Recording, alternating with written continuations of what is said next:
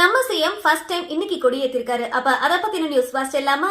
வணக்கம். செய்திகள் வாசிப்பவர் தமிழ்ச்செல்வி. சென்னை புனித ஜார்ஜ் கோட்டையில் 80வது சுதந்திர தின விழாவை முன்னிட்டு மாண்புமிகு தமிழக முதலமைச்சர் திரு சி ஜோசப் விஜய் அவர்கள் தனது முதல் தேசிய கொடியை ஏற்றி வைத்து சிறப்புரையாற்றினார். லஞ்ச ஊழலற்ற தமிழகத்தை உருவாக்குவதே தனது அரசின் முக்கிய இலக்கு என அவர் சூளுரைத்துள்ளார். முதலமைச்சராக பதவியேற்ற பின்பு முதல் முறையாக சுதந்திர தின விழாவில் கொடியேற்றிய மாண்புமிகு தமிழ்நாடு முதலமைச்சர் திரு சி ஜோசப் விஜய் அவர்கள் என் நெஞ்சில் குடியிருக்கும் என்று தனது வழக்கமான பாணியில் உரையை தொடங்கினார்.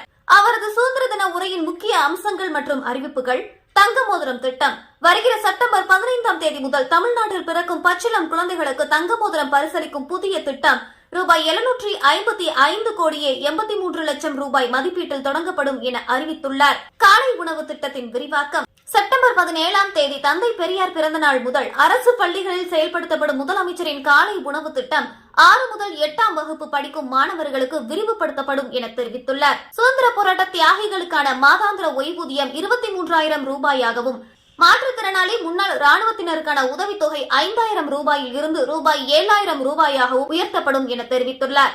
தமது அரசு பொறுப்பேற்ற கடந்த 3 மாதங்களில் விவசாயிகளின் பயிர்க்கடன்கள் தள்ளுபடி செய்யப்பட்டுள்ளதாகவும் 717 டாஸ்மாக் கடைகள் மூடப்பட்டுள்ளதாகவும் முதலமைச்சர் அவர்கள் பெருமிதத்துடன் குறிப்பிட்டார். லஞ்சம் மற்றும் ஊழலற்ற நிர்வாகத்தை வழங்குவதே உண்மையான சுதந்திரம் என்றும், ஊழல் புகார்களை தெரிவிக்க புதிய வாட்ஸ்அப் எண் அறிமுகப்படுத்தப்பட்டுள்ளதாகவும் தெரிவித்தார். தனது உரையின் முடிவில் நம்பிக்கையோடு இருங்கள், நல்லதே நடக்கும், வெற்றி நிச்சயம் என்று கூறி மாண்புமிகு முதலமைச்சர் திரு சி ஜோசப் விஜய் அவர்கள் தனது சுதந்திர தின உரையை நிறைவு செய்தார்.